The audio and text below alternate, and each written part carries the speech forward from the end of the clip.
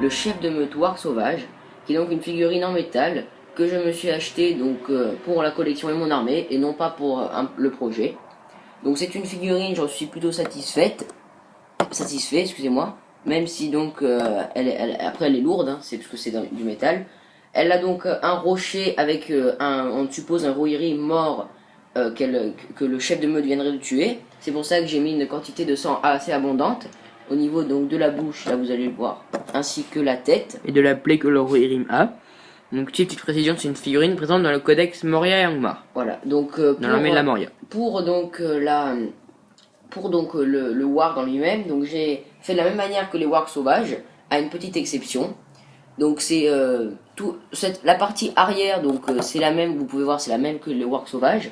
Donc j'ai fait une couche de base en Montfang Brown, un brossage à sec en Scrag Brown, un brossage à sec en XV88 si je me trompe pas. Ensuite j'ai passé un lavis d'Erax Chad et j'ai rebrossé en Scrag Brown puis en XV88. Donc ça fait beaucoup de brossage, mais c'était pour faire un maximum de contraste. Pour les parties grises, donc la tête et les pattes, j'ai fait donc en échine grey, avec après le lavis d'Agrax Orchid général, et après brossage à sec en downstone, excusez-nous, puis brossage à sec en excusez-moi, j'ai un problème, j'ai un trou, et administratum grey. Donc excusez-nous de la petite coupure, donc si je vérifier, c'est bien administratum grey. Donc je reprends, donc pour les parties grises, c'est bien échine grey, lavis d'Arax Orchid, et après brossage à sec en downstone, puis administratum grey. Ensuite, donc pour la grande crinière que vous voyez, donc je ne l'ai pas faite de la même manière donc, que le reste du corps, tout simplement parce que c'était beaucoup plus clair. Donc j'ai fait donc une couche de base de XV88 si je ne me trompe pas, ou style Légion Drab. J'ai ensuite donc fait un brossage à sec en Karak Stone, et ensuite un brossage à sec en Screaming School si je ne me trompe pas. Ensuite il y a eu le lavis général d'Agrax Shade, et j'ai refait donc un brossage à sec en Karak Stone et Screaming School je crois. Alors après je dois peut-être m'embrouiller dans certaines peintures, parce que c'est vrai que je retiens pas tout à la perfection, mais ça doit être à peu près comme ça. Si vous essayez et que vous trouvez pas le même rendu sur certaines choses qu'on dit dans la présentation de figurines surtout, dites-le nous en commentaire et on se penchera sur votre question et on réfléchira si peut-être on aurait fait une erreur. Ensuite donc pour le cadavre, donc j'ai pas fait très compliqué. Après vous pouvez adapter hein, selon si vous voulez que ce soit un autre guerrier qu'un Rohirrim.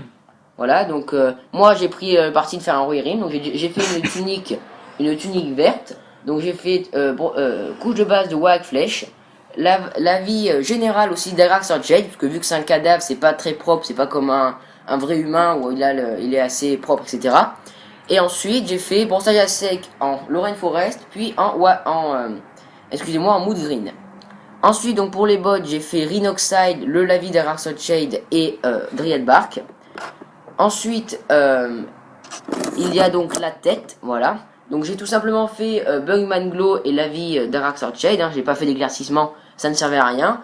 Et pour les cheveux, c'est donc Morfang Brown, la vie d'Agrax et brossage en Scrag Brown. Pour revenir donc au Warg, parce que j'ai oublié un petit détail, qui est donc au niveau du visage, les yeux c'est simplement donc une pointe de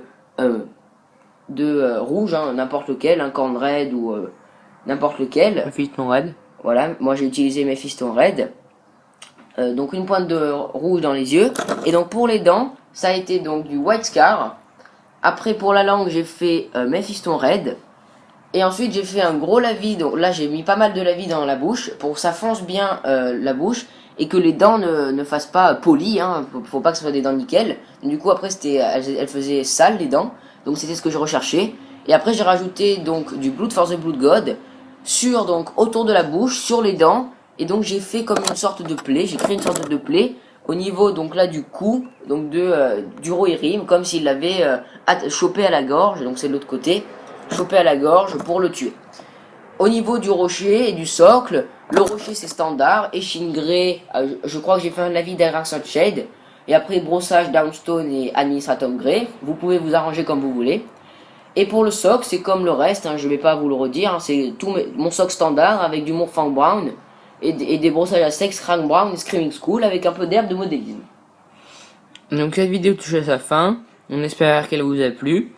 N'hésitez pas à vous abonner si ce n'est pas déjà fait. Au niveau du jeu, juste donc le chef de meute et donc vaut 75 points. Il est assez cher pour une bête, mais il est assez puissant avec une bonne force et une bonne combativité. Je vous le recommande dans des armées orques. Et donc on vous dit merci à vous tous et à la prochaine.